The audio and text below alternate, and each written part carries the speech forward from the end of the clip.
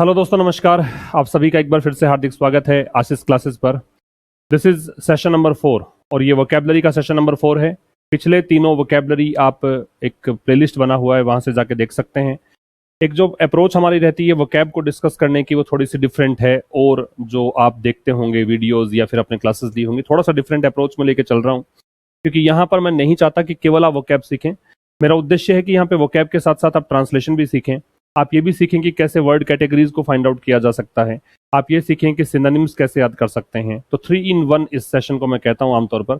यहाँ पे सबसे पहले तो हम रिवाइज करेंगे पिछले वर्ड्स को, जो 3 सेशंस हमारे हो चुके हैं उसमें जो भी रैंडमली मैंने 5 शब्द यहाँ पे लिए हैं, रैंडम वर्ड्स हैं ये 5, इनका आपको रिवीजन करना है ताकि आपको पिछली चीज़ों के टच में भी रहने की आदत पड़ जाए। उसके बाद नया सेशन में स्टार्ट करेंगे। तो सबसे पहला शब्द था बिरेफ्ट, और इसकी वर्ड कैटेगरी हमने पढ़ी थी, एडजेक्टिव है। और बिरेफ्ट के साथ हम क्या प्रेपोजिशन लगाते हैं ये भी हमने डिस्कस किया था। इसके सिनोनिम्स बताए थे मैंने आपको, डिवॉइड, एक बताया था मैंने इसका डेप्राइव्ड, और एक वर्ड बताया था इसका रोब्ड। तो ऐसे करके 3 शब्द मैंने लिखे होंगे पिछले सेशंस में, अगर आपने देखा हो। बिरेफ्ट का मतलब होता है वंचित होना, और इसके साथ एक प्रेपोजिशन जो रिक्वायर्ड होता है वो ओव होता है। ये बात भी हमने डिस्कस की थी।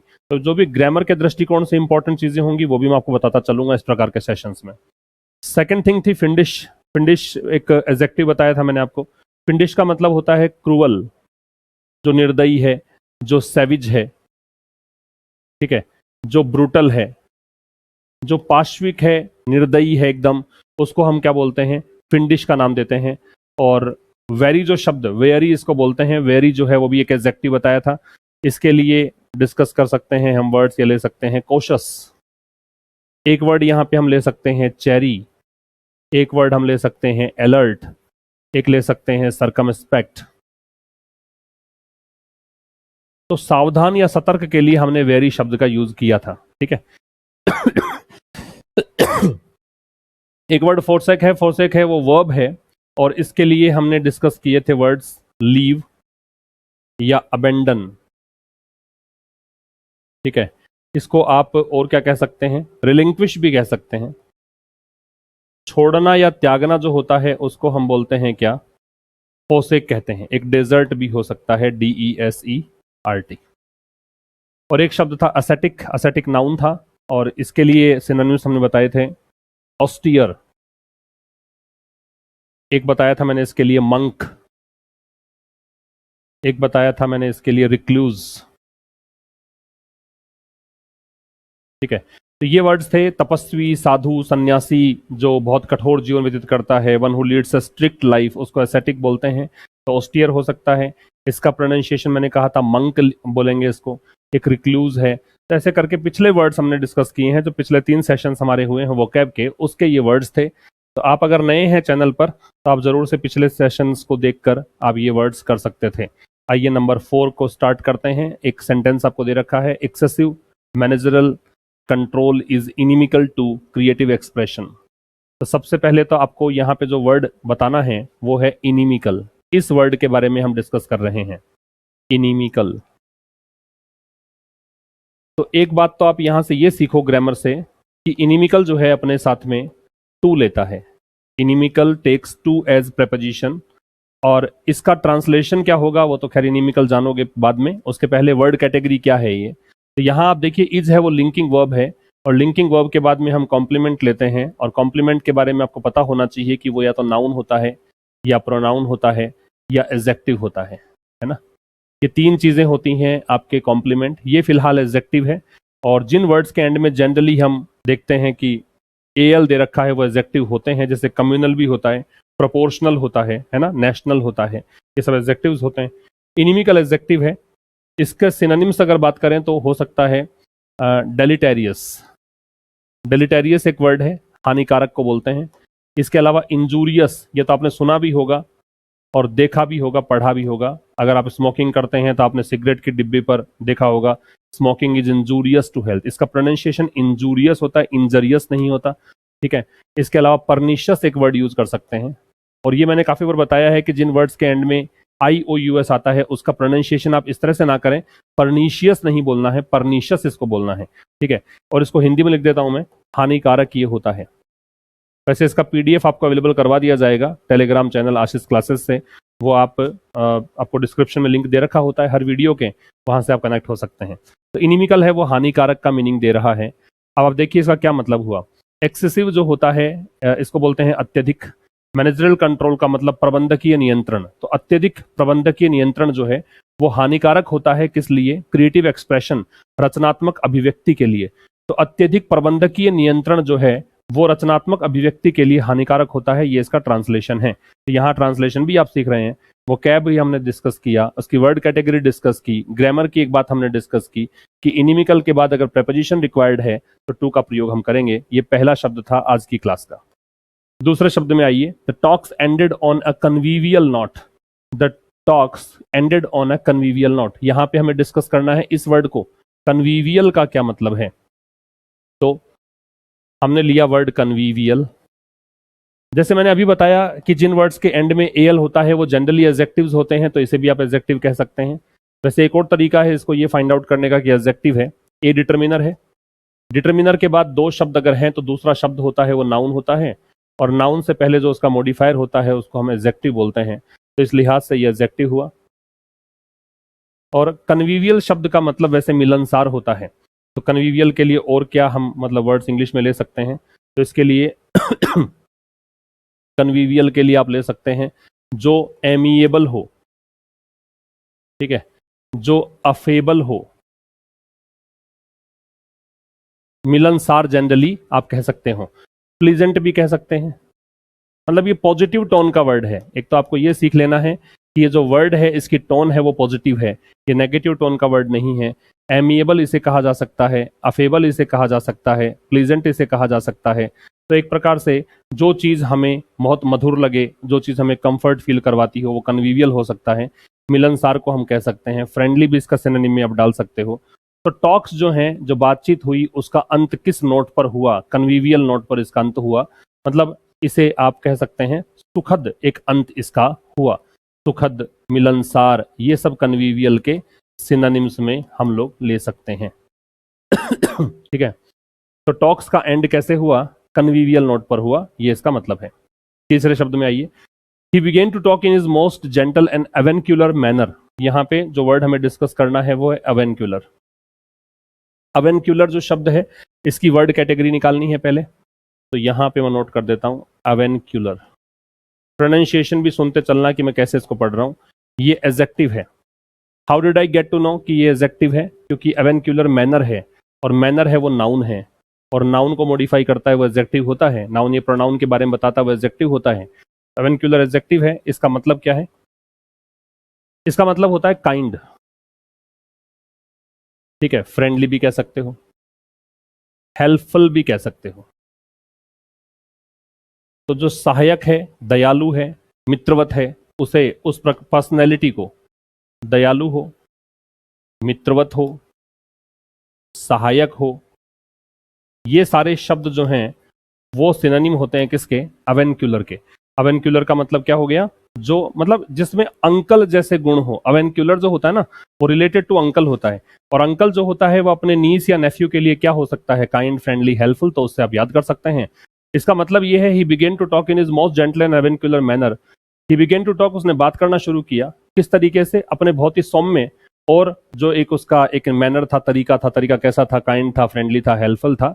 इस प्रकार के तरीके से उसने बात करना शुरू किया।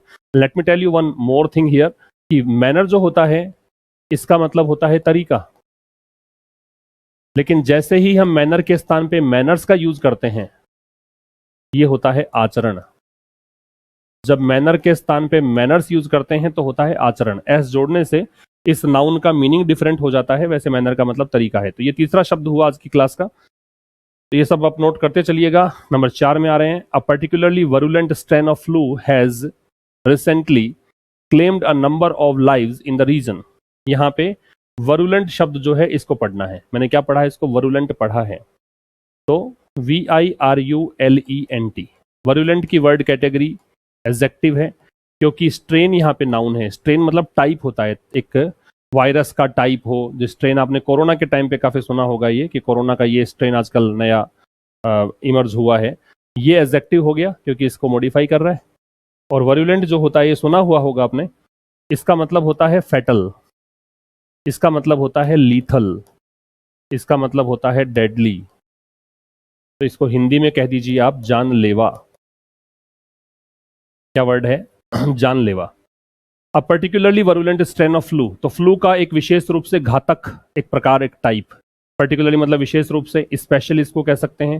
वर्युलेंट का मतलब घातक है, स्ट्रेन का मतलब टाइप है, फ्लू पता ही है आपको। तो फ्लू का एक बहुत ही घातक type has recently claimed a number of lives, इसने हाल ही में, ये हैज आ रहा है उस स्ट्रेन के लिए, इस टाइप ने हाल ही में बहुत बड़ी संख्या में लोगों की जिंदगियां छीन ली है। यहाँ क्लेम दावा करना नहीं है, क्लेम लाइफ आप करते हो तो जिंदगियां ले ली है, ये मतलब है इन द रीजन, इस क्षेत्र में। तो वर्युलेंट जो है ये घातक का मीनिंग देगा, फैटल, लीथल, डेडली इसके सिनोनिम्स होंगे, जानलेवा इसको हिंदी में कहा जाएगा।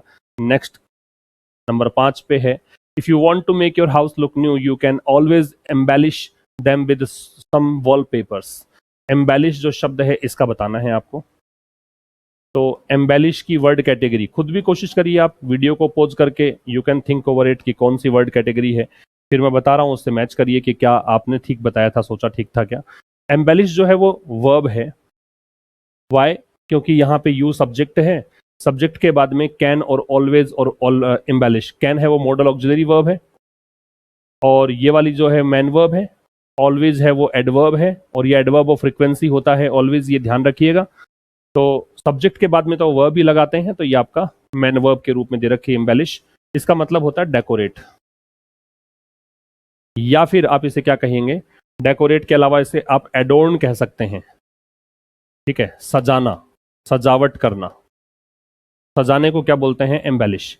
इसको ट्रांसलेट करेंगे तो मतलब ये हुआ कि if you want to make your house look new, यदि आप चाहते हैं कि आपका घर नया जैसा ही नजर आए, you can always embellish them with some wallpapers. ये दैम तो यहाँ पे गलत है, इसमें इट होना चाहिए क्योंकि हाउस एक ही है। तो फिर आप उस घर को सजा सकते हैं कुछ वॉलपेपर्स की सहायता से। अगर आप चाहते हैं कि आपका घर नया जैसा दिखे, तो आपके पास एक तरीका है, उसको एम्बेलिश करें वॉलपेपर्स की मदद से। ये हो गया 5 नंबर का एम्बेलिश, जिसका मतलब है डेकोरेट और अडोर्न। बार बार में जितनी बार रिपीट कर सकते हो उतनी बार रिपीट करेंगे, चीजें याद रहेंगी। और जो मैं तरीका बता रहा हूं उससे तो खैर भूलोगे ही नहीं, अगर आपने रिवीजन थोड़ा रेगुलर इंटरवल पर रखा है तो। Who has filched my pencils, यहाँ पे वर्ड है फिल्च। फिल्च जो शब्द है ये आपको दिख रही है, बहुत सिंपल सी बात है, वर्ब है। क्योंकि ये जो अपोस्ट्रोफे के बाद एस दे रखा है, तो इसमें छिपा हुआ जो बात है वो है हैज। तो हु हैज फिल्स्ड, हैज के बाद वर्ब की थर्ड फॉर्म दे रखी है आपको। आपको पता होना चाहिए कि has, have, had, will have, shall have, जब भी एच नजर आता है उसके साथ हम थर्ड फॉर्म ही लगाते हैं। तो फिल्च यहाँ पे हुई main verb. Who has filched my pencil, filch का मतलब होता है पिल्फर, या फिर इसका मतलब होता है स्टील, और हिंदी में इसको बोलिए चुराना। तो स्टील तो आपने सुना होगा, स्टील की सेकंड फॉर्म स्टोल होती है, ये भी लिख देता हूं मैं यहाँ पे।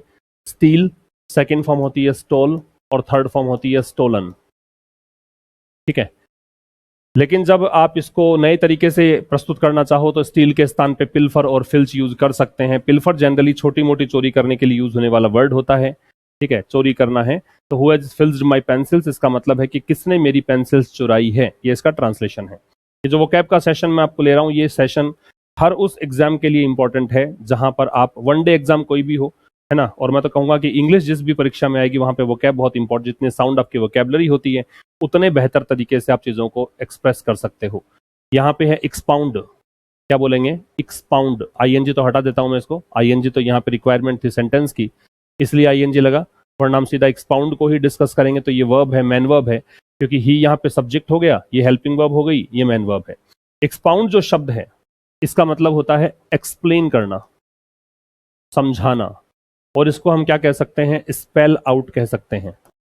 तो हिंदी में इसको कहिए समझाना। इसको एक और बता देता हूं, इल्यूसिडेट भी कह सकते हैं आप। इल्यूसिडेट, स्पेल आउट या एक्सप्लेन। तो he was expounding a powerful argument, वह समझा रहा था एक बहुत ही शक्तिशाली तर्क, मतलब एक बहुत मजबूत तर्क को वो एक्सप्लेन कर रहा था, ये इसका मतलब है। Expound, explain, spell out, इल्यूसिडेट।